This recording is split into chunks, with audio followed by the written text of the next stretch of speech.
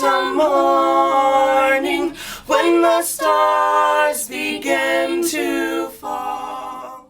Today we did a performance of Sweet Chariot. It is one of several touring shows specifically for Black history that Virginia Repertory Theater puts out in the early spring season. So today we perform for students at some of the local schools here. Sing love, sweet chariot, coming for to carry me home. Sweet love, sweet, sweet, sweet chariot, coming for to carry me home.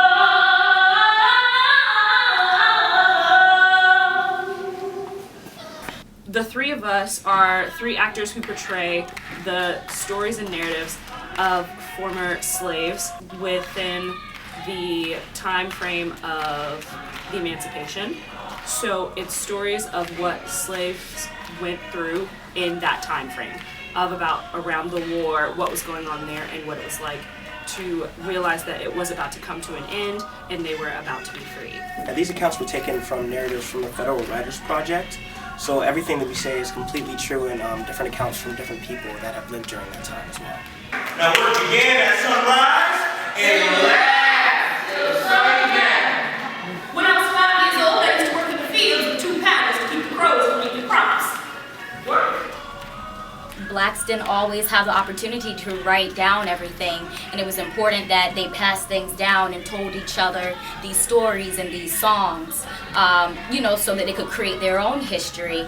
And it's very important that eventually these stories did get written down for them, sometimes without there being like that piece of paper that says everything. People start to forget Black history and America and where it started. This is not just Black history, this is not just African American history, this is American history. This is where our nation began. This is how our nation began, on the backs of others, and we want to make sure that that is something that is known and people are learning more about that. How was life as slaves? I would say life as slaves is hard. They didn't want to be in that condition. Well, we had 1,000 students really from all over the Triangle area. And what they saw was something that I was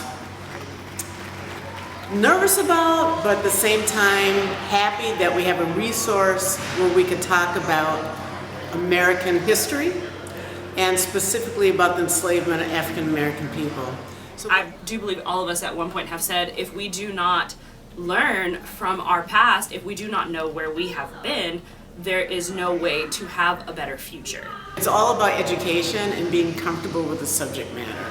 We have facts now and we have research, and that research is academically based. In the United States South, we're not bringing in.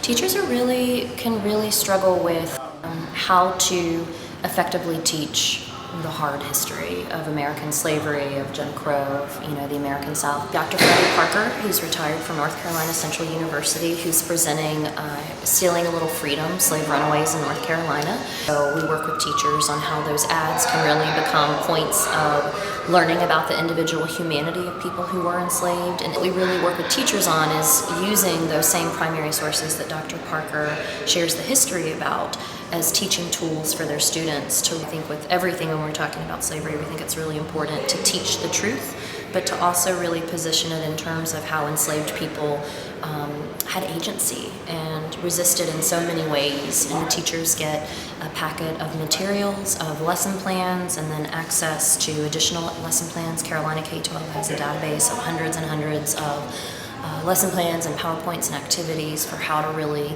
do this work in vetted ways. One of the ways Carolina K-12 is able to do the work that we do is through partnerships. And so one great example of that is a partnership with the Southern Oral History program at the Center for the Study of the American South.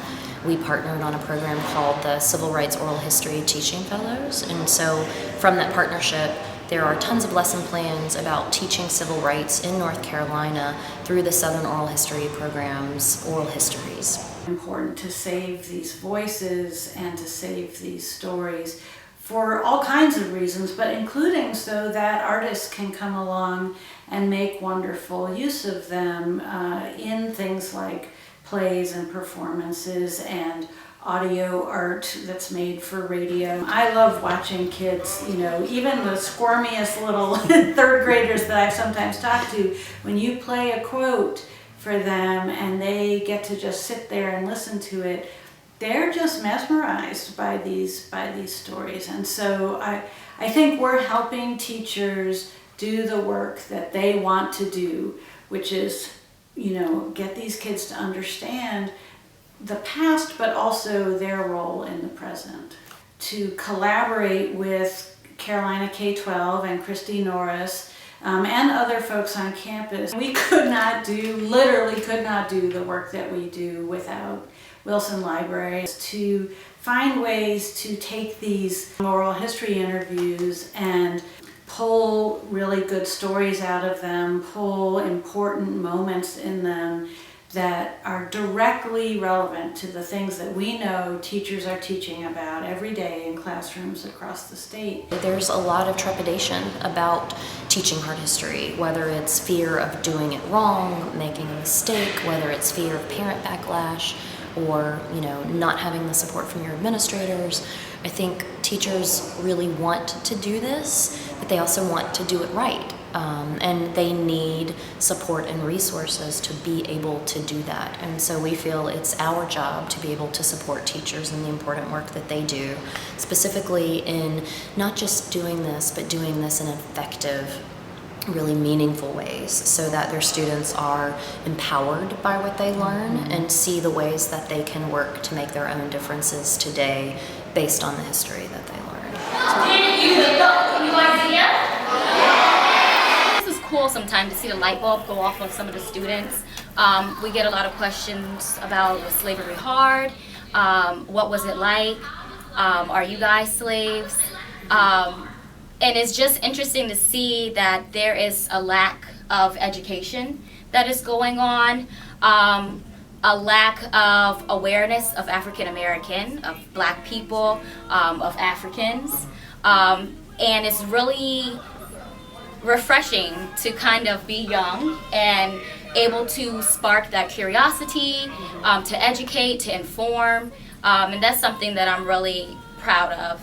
Tonight we are collaborating with the Carolina Theater to present a staged reading of Sweet Chariot, which is a beautiful production that tells our stories. And like the Carolina Theater, the Hayti Heritage Center has a very storied history. We've been on this corner since 1891. Through Jim Crow segregation, through national economic recessions, through the ongoing gentrification of the city, and through systemic racism. Telling our stories is a way of reclaiming, the history, the heritage. My Lord, what a morning! My Lord, what a morning! When the stars begin to fall.